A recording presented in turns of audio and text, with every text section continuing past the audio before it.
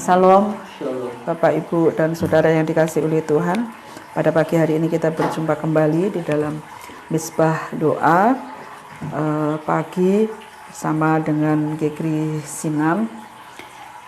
Kemarin kita sudah ada di dalam Kejadian pasal 19. Sekarang kita akan masuk di dalam Kejadian pasal yang ke-20.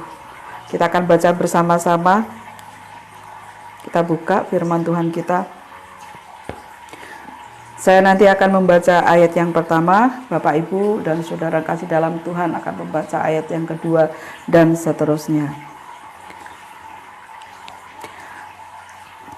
Perikopnya Abraham dan Abimelek. Ayat yang pertama. Lalu Abraham berangkat dari situ ke tanah Negeb, dan ia menetap antara Kades dan Syur. Ia tinggal di Gerar sebagai orang asing. Oleh karena Abraham telah mengatakan tentang Sarah istrinya, dia saudaraku, maka Abimelek raja Gerar menyuruh mengambil Sarah. Tetapi pada waktu malam Allah datang kepada Abimelek dalam suatu mimpi serta berfirman kepadanya, engkau harus mati oleh karena perempuan yang telah kau ambil itu, sebab ia sudah bersuami. Adapun Abimelek belum mengambil Sarah. Berkatalah ia, Tuhan, apakah engkau membunuh bangsa yang kami sama? Bukankah orang itu sendiri mengatakan kepadaku, dia saudaraku, dan perempuan itu sendiri telah mengatakan, ia saudaraku. Jadi hal ini kulakukan dengan hati yang tulus dan dengan tangan yang suci. Lalu bagaimana Allah kepadanya dalam mimpi? Aku tahu juga bahwa engkau telah melakukan hal itu dengan hati yang tulus. Maka aku pun telah mencegah engkau untuk berbuat dosa terhadap aku. Sebab itu aku tidak menyerang engkau menjaga dia. Jadi sekarang kembalikanlah istri orang itu, sebab dia seorang nabi. Ia akan berdoa untuk engkau, maka engkau tetap hidup. Tetapi jika engkau tidak mengembalikan dia, ketahuilah, engkau pasti mati, engkau dan semua orang yang bersama-sama dengan engkau.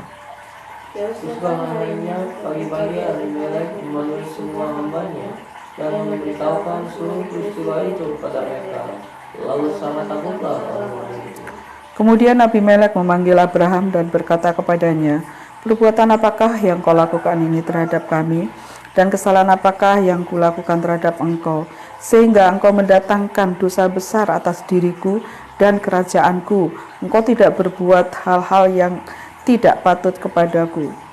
Lagi kata Abimelek kepada Abraham, apakah maksudmu? Maka engkau melakukan hal itu. Lalu Abraham berkata, aku pikir, takut akan Allah tidak ada di tempat ini, tentulah aku akan dibunuh karena istriku. Jadi pula ia benar-benar saudaraku, hanya bukan anak ibuku, tetapi kemudian ia menjadi istriku. Ketika Allah menyuruh aku mengembara keluar dari rumah ayahku, berkatalah aku kepada istriku, tunjukkanlah kasihmu kepadaku, yakni katakanlah tentang aku di tiap-tiap tempat di mana kita tiba, ya saudaraku.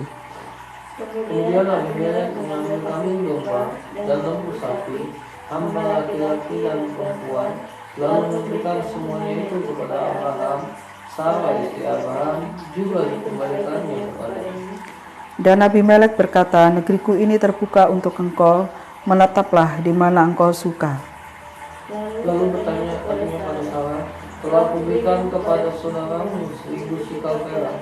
Itulah bukti kesucianmu bagi semua orang yang bersama-sama dengan engkau. Maka dalam segala hal engkau dimuliakan.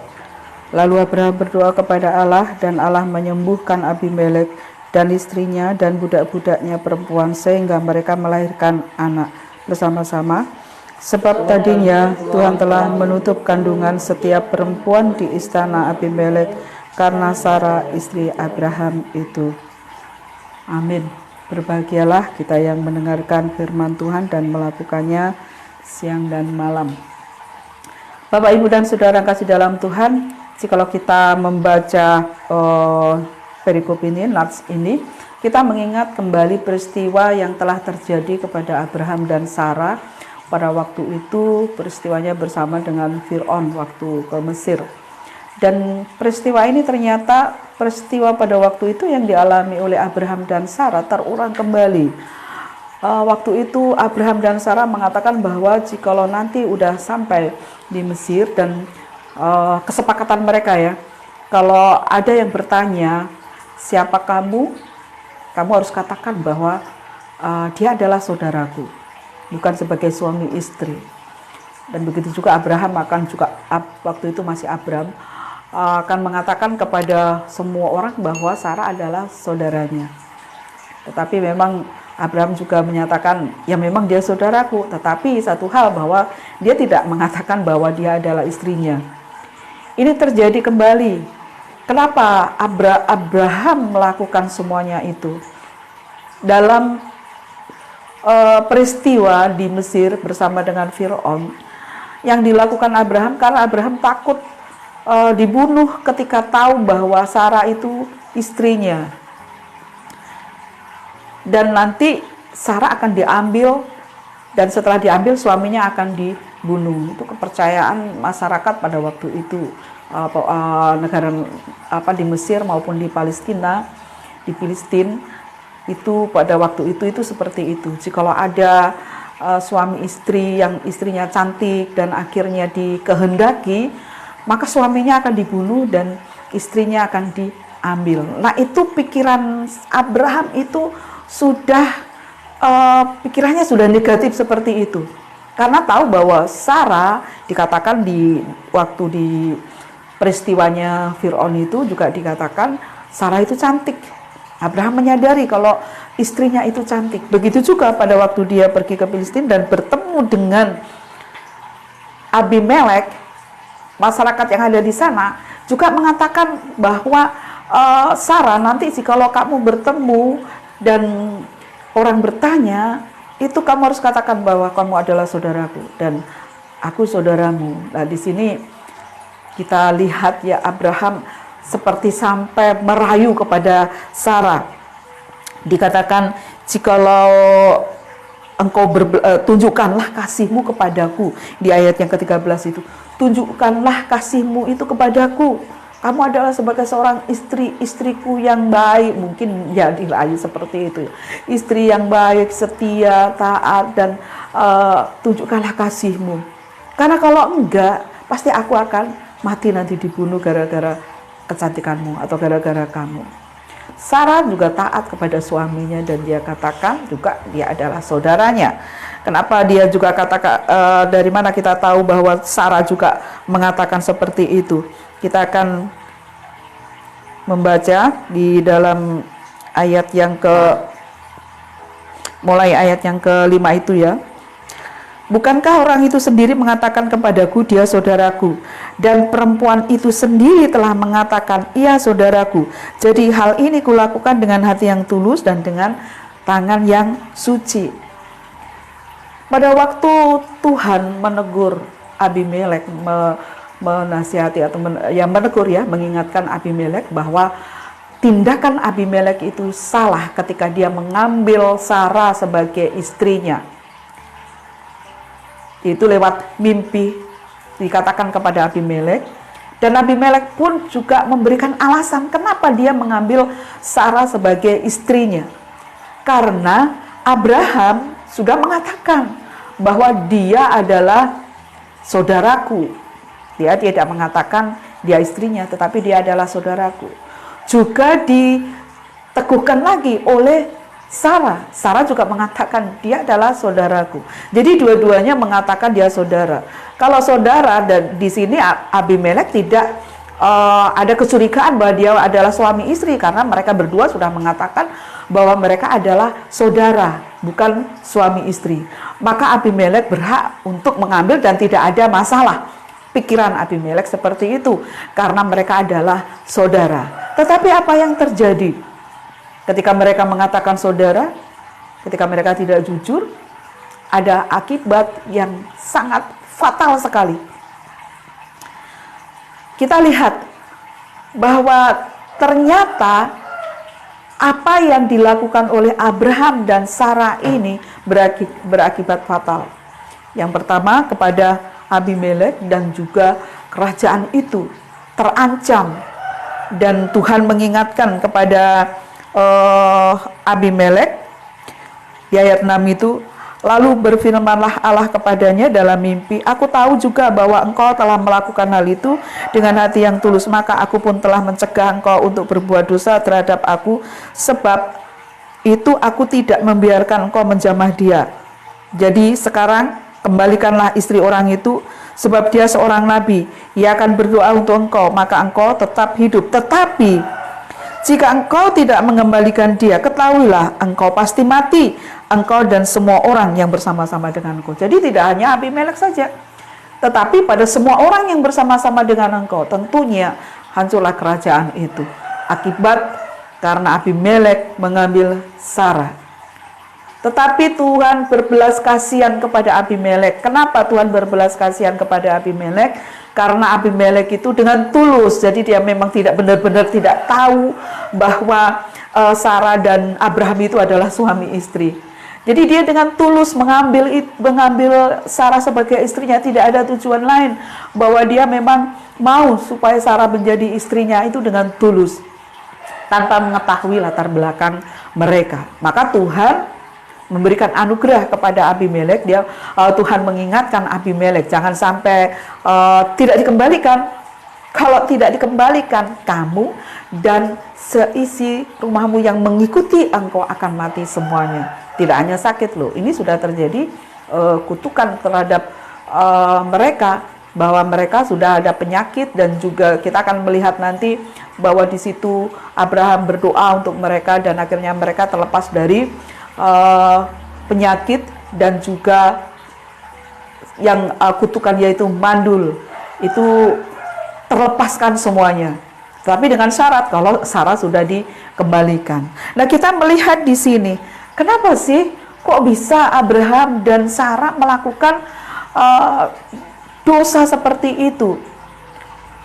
Kalau kita renungkan, itu terjadi, akibatnya yang fatal itu tidak terjadi kepada Abimelek dan juga semua yang ada di situ dalam kerajaan itu, tetapi juga terjadi sebenarnya kepada Abraham dan Sarah sendiri. Dia melakukan itu ya, tapi dia tidak menyadari. Tapi ada beberapa alasan yang dilakukan oleh Abraham itu. Abraham melakukan semuanya itu ada alasan. Kita akan melihat di ayat yang ke-9. Setelah Abimelek diingatkan oleh Tuhan, dia langsung memberitahu itu kepada semua orang yang ada di situ, dan banyak orang yang ketakutan karena akibatnya akan fatal, mereka akan mati. Dan di sini Abimelek memanggil Abraham.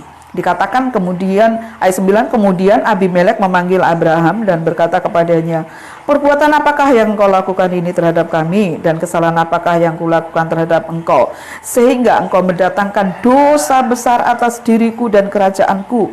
Engkau telah berbuat hal-hal yang tidak patut kepadaku. Lagi kata Abimelek kepada Abraham, apakah maksudmu maka engkau melakukan hal ini?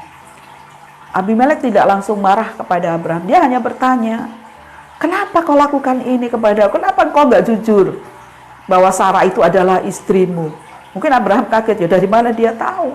Kok akhirnya ketahuan bahwa Sarah istrinya? Mungkin di sini juga sudah Abraham mungkin juga sudah ketakutan. Wah, jangan-jangan nanti aku benar-benar ini dibunuh. Udahlah, sudah akhir semuanya.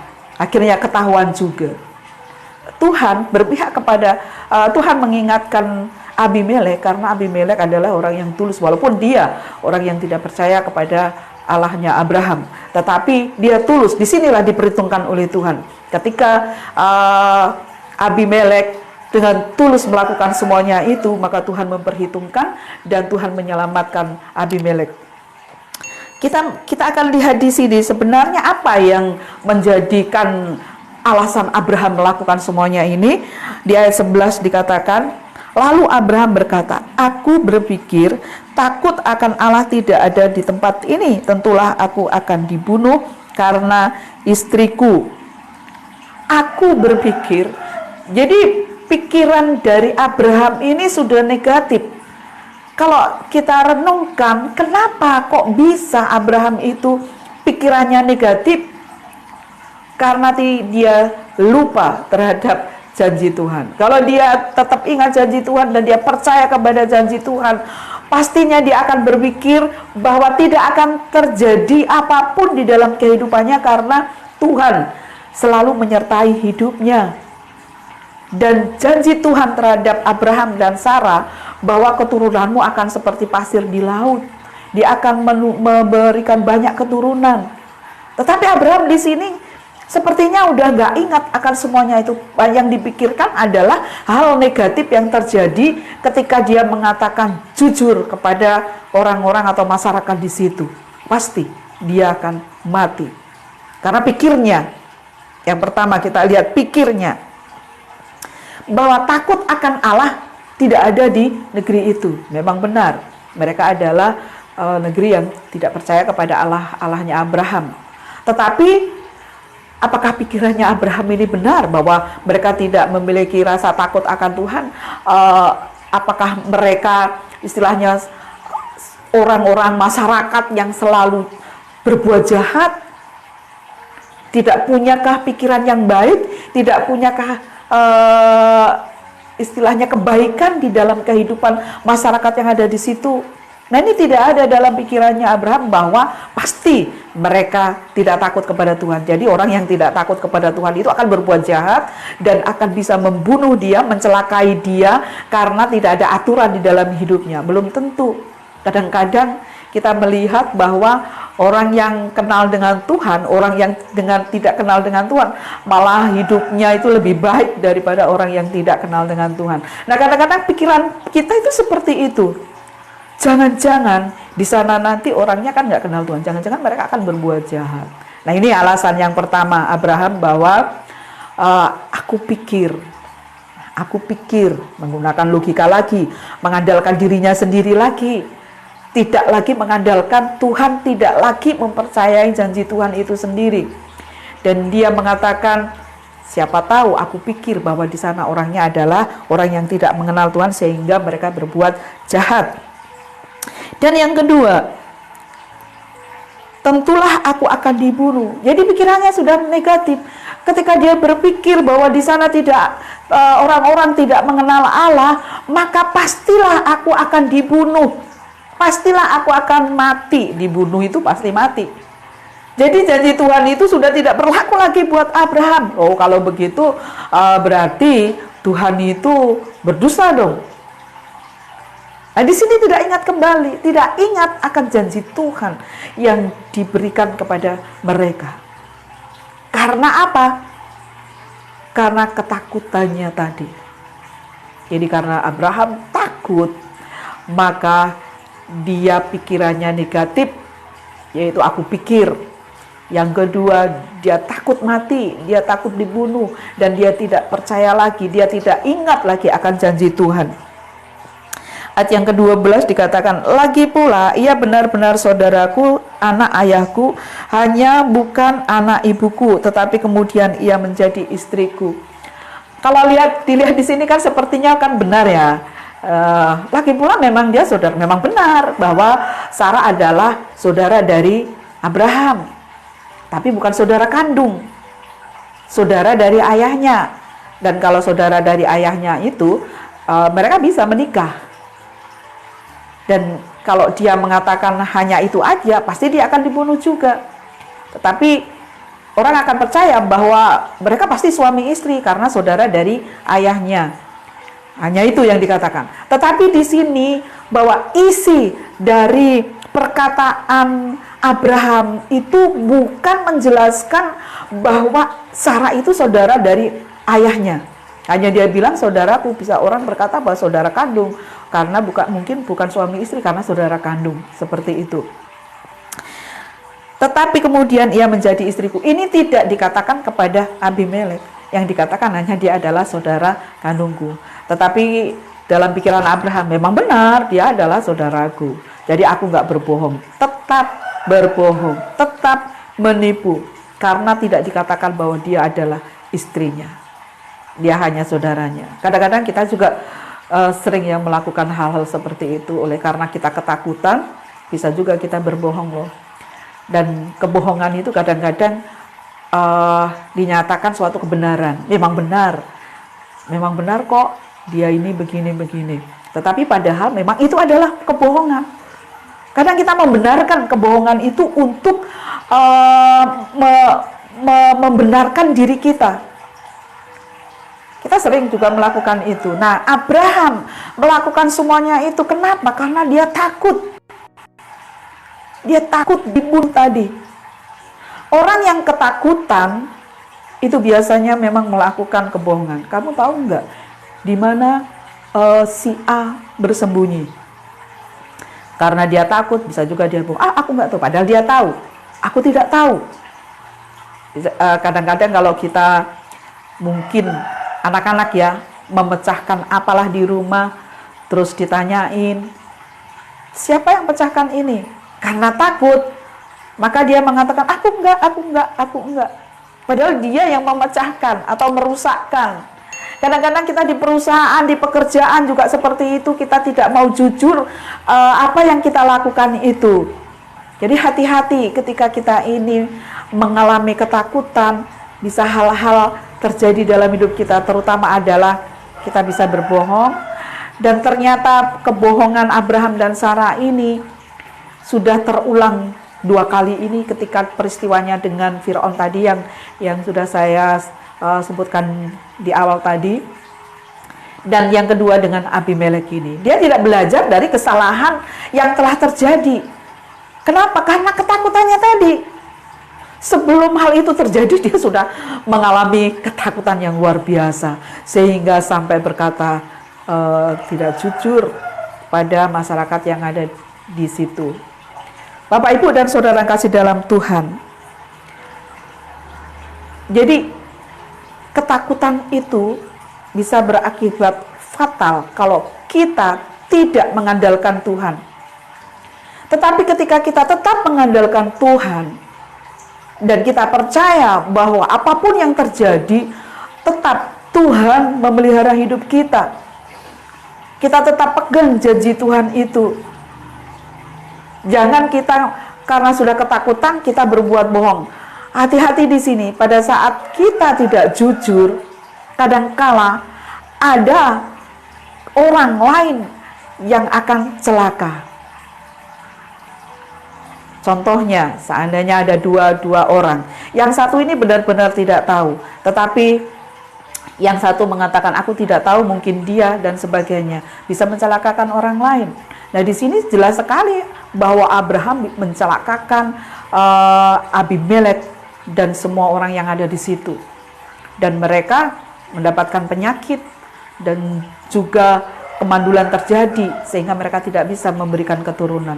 Nah, ini bagi Abimelek dan semua orang yang ada di situ dalam kerajaannya itu adalah suatu akibat yang sangat fatal sekali dan sangat berbahaya sekali. Dan dia mengatakan, dosa apa yang telah aku lakukan? Padahal Abimelek baik sama mereka. Itu bisa ya menghancurkan orang lain. Hati-hati, kita harus bertanggung jawab dengan diri kita. Kita harus belajar jujur. Jangan ketakutan kita, langsung kita tidak jujur. Karena ketakutan, kita bisa mengatakan hal yang bohong. Yang kedua, bisa berakibat untuk diri kita sendiri. Coba kita bayangkan, kita tidak jujur, istri kita diambil orang. Rugi enggak? Ya pastinya rugi. Dan juga mencelakakan istrinya. Istrinya sebenarnya mungkin tidak cinta kepada orang itu. Dia harus berkorban untuk bisa bersama-sama dengan orang yang tidak dicintai setiap hari. Dan dia harus tinggalkan Abraham sebagai suaminya. Karena dia harus mengasihi suaminya, takut suaminya juga dibunuh. Dan dia juga dengan dirinya sendiri. Ya bagaimana melihat istrinya bersama orang lain? Pasti juga tidak terima dong. Kalau Abraham mencintai Sarah, pastinya juga Abraham sangat sedih sekali. Nah, kita lihat di sini ketika Abraham mendoakan Abimelek dan semua yang ada di situ. Ayat 17 itu, lalu Abraham berdoa kepada Allah dan Allah menyembuhkan Abimelek dan istrinya dan budak-budaknya perempuan sehingga mereka melahirkan anak. Sebab tadinya Tuhan telah menutup kandungan setiap perempuan di istana Abimelek karena Sarah istri Abraham itu. Akibatnya sangat luar biasa sekali ya. Penyakit ada dan Tuhan menutup semua kandungan perempuan. Jadi mereka tidak akan bisa melahirkan. Tetapi pada saat Abimelek sudah mengembalikan Sarah kepada Abraham, Tuhan pulihkan semuanya itu dan Abraham mendoakan mereka. Apa yang dipikirkan Abraham ini sebenarnya sangat salah sekali. Karena dikatakan bahwa di ayat 15, dan Abimelek berkata, negeri ini terbuka untuk engkau, menetaplah di mana engkau suka. Lalu katanya kepada setelah kuberikan kepada saudaramu, yaitu hadiah-hadiah tadi. Negeri ini terbuka untuk engkau. Betapa baiknya Abimelek itu yang dipikir oleh Abraham bahwa di situ adalah orang-orangnya tidak mengenal Allah, maka semuanya berbuat jahat, mereka tidak ada yang hidup benar, mereka semuanya melakukan kejahatan-kejahatan itu. Ternyata Abimelek tidak seperti itu. Jadi hati-hati di sini ketika kita berpikir, aku pikir jangan-jangan, nah begitu ya, kadang-kadang kan, oh jangan-jangan di situ orangnya nggak baik, atau jangan-jangan nanti akan terjadi seperti ini, jangan-jangan itu dalam pikiran manusia. Ketika kita sudah mengatakan itu, berarti kita tidak percaya kepada Allah seperti Abraham tadi. Bapak, Ibu, dan Saudara yang kasih dalam Tuhan, kita belajar dari Abraham dan Sarah ini dan juga kepada Abimelek. Ketiga tokoh ini ya, Abimelek orang yang tulus walaupun dia adalah orang yang tidak mengenal Allah, maka ketulusan Abimelek diperhitungkan oleh Tuhan. Dan yang kita lihat dari Abraham, dia sudah merasa ketakutan sebelum terjadi. Dan ini juga sering terjadi dalam hidup kita. Kita sudah berpikir negatif sebelum terjadi. Padahal ketika sudah kita lewatin itu, oh ternyata seperti ini, seperti yang tidak kita pikirkan tadi, seperti kita sudah pikirkan, oh nanti akan terjadi seperti ini, terjadi hal-hal yang tidak baik. Padahal enggak terjadi. Sering saya katakan lewatin dulu, belum tentu akan terjadi seperti itu. Mungkin kita merasa ketakutan pada saat kita melakukan kesalahan dan bos kita mau panggil kita sudah ketakutan luar biasa sekali, bahkan mungkin tidak bisa tidur, tidak bisa makan, berpikir terus besok mau dipanggil bos oleh karena ada kesalahan. Belum tentu bos kita akan marah, mungkin bisa hanya menasihati, menegur. Tetapi pada saat itu kita sudah merancang apa yang nanti dipertanyakan, dan rancangan itu tentunya adalah rancangan-rancangan kebohongan yang akan dijawab kepada bosnya tadi. Ketika ada pertanyaan-pertanyaan yang membuat nanti dia akan merasa bersalah atau disalahkan. Sebenarnya setelah terjadi, oh tidak demikian. Nah kadang-kadang kita sudah melakukan itu ya. Jangan kita pernah mengatakan bahwa aku pikir. Kalau sudah kita berkata aku pikir, itu adalah kita mengandalkan diri sendiri, bukan mengandalkan Tuhan. Hati-hati di sini, ketakutan bisa membuat kita berbohong, berdusta, juga mencelakakan orang lain, juga mencelakakan diri kita sendiri.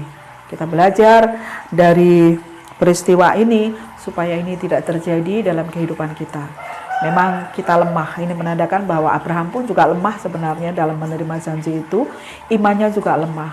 Tetapi Tuhan terus mengingatkan, dan Tuhan tidak mengingkari janji-janjinya ketika kita kembali kepada Dia.